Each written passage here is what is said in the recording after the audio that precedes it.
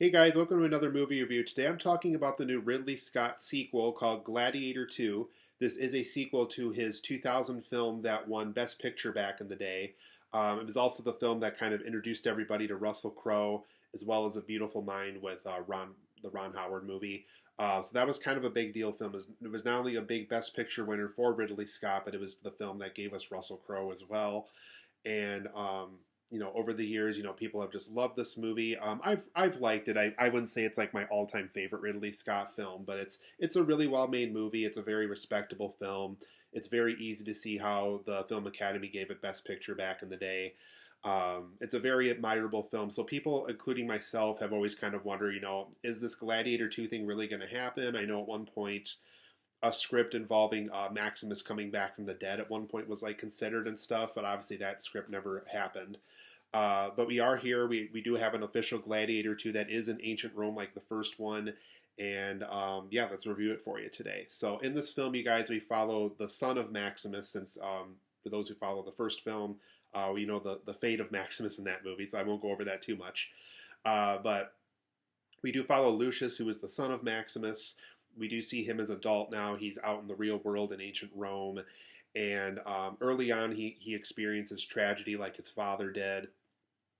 And he's eventually given this opportunity to basically fight in this Coliseum battle with these, kind of like these mutated monkey creature things. And so there is a person of power that's played by Denzel Washington that notices right away that he has this rage that just fuels in him whenever he's fighting someone or something. And so he is really trying to help Lucius kind of embrace that power when he's in the ring in these Coliseum fights.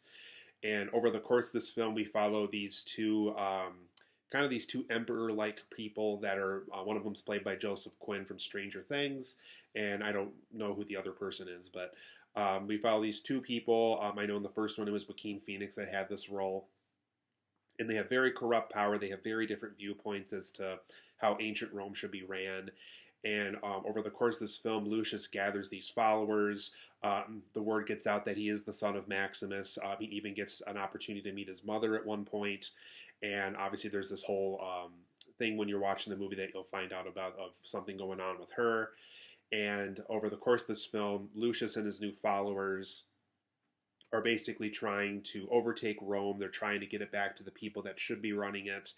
No longer these two individuals that are corrupt and have a very odd viewpoint as to how the Coliseum fights are ran.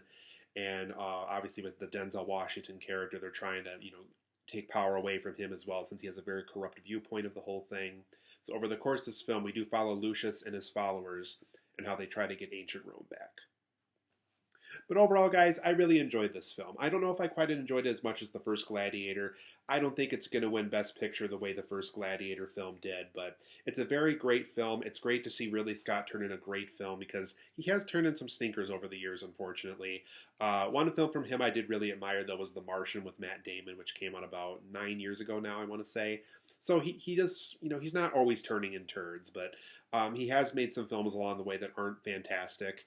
But like I said, he also has made some films that are, absolutely beloved and great, and are, celebrated by many different kinds of people. And hopefully Gladiator 2 will join that conversation because I think it is a well-made movie. It's a well-made sequel, and there's certainly some things about it that are very admirable, and I'm glad that he did get around to actually making a sequel to Gladiator. So for my positives and negatives for this film looks and sounds amazing. It really does feel like an epic story that you're experiencing in ancient Rome. It really does kind of feel like they went way back in the day, way back when Colosseum fights were going on, when ancient Rome was, ran by emperors and generals and corrupt individuals that have a weird sense of power to run ancient Rome. But it looks great. It sounds great. You can even hear kind of the swords hitting each other and the way the battles occur. Even the outfits look great. It's just a fantastic looking film. You can definitely tell a lot of the budget went towards the sets and the costumes and the way that everything looks in the film. So it's a great looking film. It sounds great. And it really truly is an epic story that happens to take place in ancient Rome. And it's fantastic.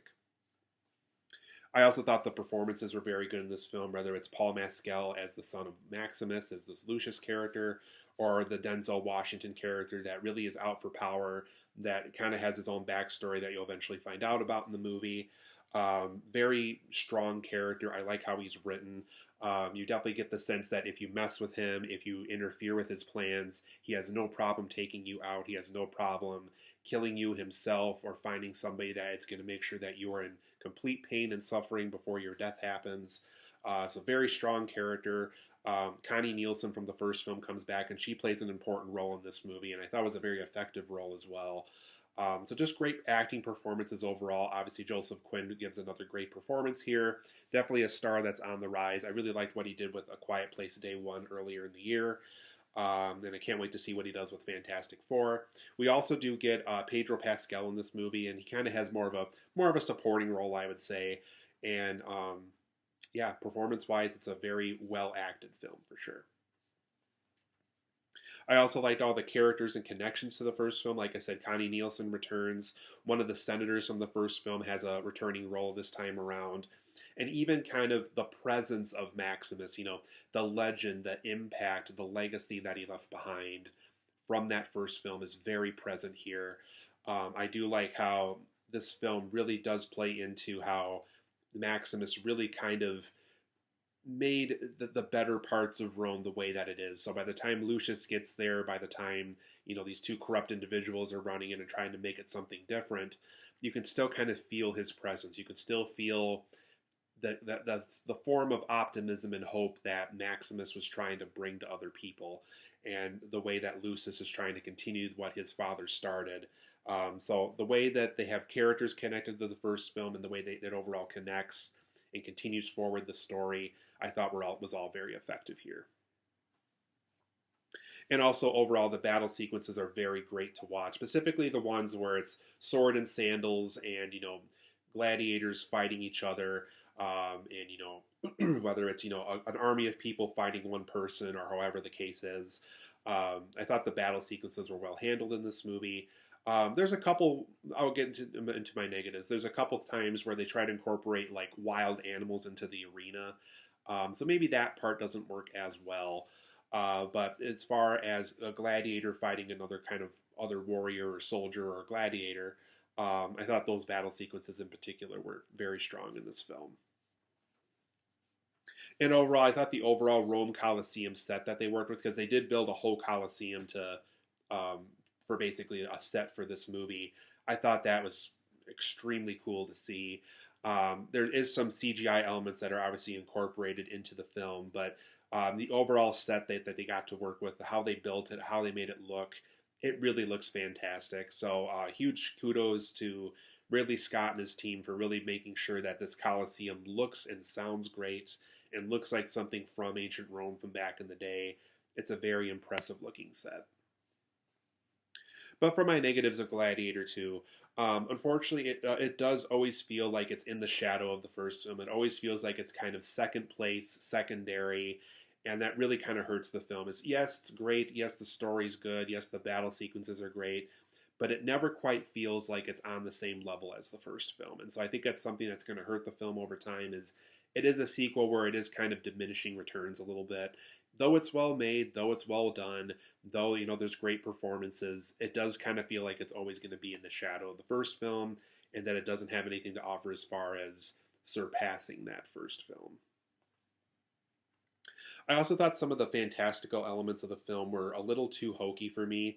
How did they get sharks in that Coliseum? There's just a lot of scenes where it just lacks logic as to why certain things are happening the way they are. How do they find these mutated monkeys? How do they find, this rhinoceros with blood all over his horn that is just ready to battle and stuff like that? So there's a lot of things throughout the movie where it's like, okay, how did they do that? How back in the day were they able to recruit an animal like that for a big Coliseum fight like that? So some of the fantastical elements don't completely work. They do kind of lack logic. And it did feel a little too hokey for its own good, specifically the sharks in the Coliseum scene in particular. I also thought this overall story was very familiar. It does kind of have a beat-for-beat feel to what the first film was trying to do, whether it is the lead character going through tragedy, or the lead character finding out about his strengths in the Coliseum arena, or the lead character, finding out about the villain's motivations and trying to stop them, or the lead character forming followers and trying to, make Rome a better place. There is a lot of times where the story does feel pretty familiar, and I think once again, the film is very much in the shadow of its first film. It's a Best Picture winner film. So unfortunately, this film does have a very familiar feel to it. I also thought some of the action editing, specifically in the first half of the film, did feel a little too quick. So I would say, kind of when they're setting up Lucius's character and this tragedy that he eventually goes through, some of the action they have in that opening was a little too quick. It does feel like either they sped up the footage or they, something kind of went wrong during post production or something, because the way some of the action feels in some of those moments just feels like it doesn't feel like natural humans running around fighting each other. It does kind of feels like somebody sped up the footage in post production, so it feels much faster than it really does. So I thought that aspect of the film I thought could have been better as well. I also thought some of the overall fight scenes felt a little too brief. They are really fun to watch. They are amazing to watch. They, they look great. Like I said, the sound editing is great in this film too. But they do feel a little too brief. It almost feels like they get in the arena, they fight, and about 4 minutes later, that the fight is already done with. So it had that kind of feel to it. So I thought some of the fight scenes, particularly some of the really impressive ones, could have found a way to stick around a little longer. But overall, I thought Gladiator 2 was a great film. I am going to give it an 8.5 out of 10. There's some really admirable, great things about it. I really do think Ridley Scott has made another great film since The Martian here. There is some, really great, really admirable things about it, specifically the Rome Coliseum set in particular. But like I said, it is kind of in the shadow of its first film, and I think that is something that's going to hurt it over time a little bit. But it is, I think, going to be a part of the conversation of the great Ridley Scott films that he's worked on. So I'm going to give it an 8.5 out of 10. I highly recommend seeing Gladiator 2. So be sure to see this one if you're a Gladiator fan, because I think there's a lot of really admirable things about it.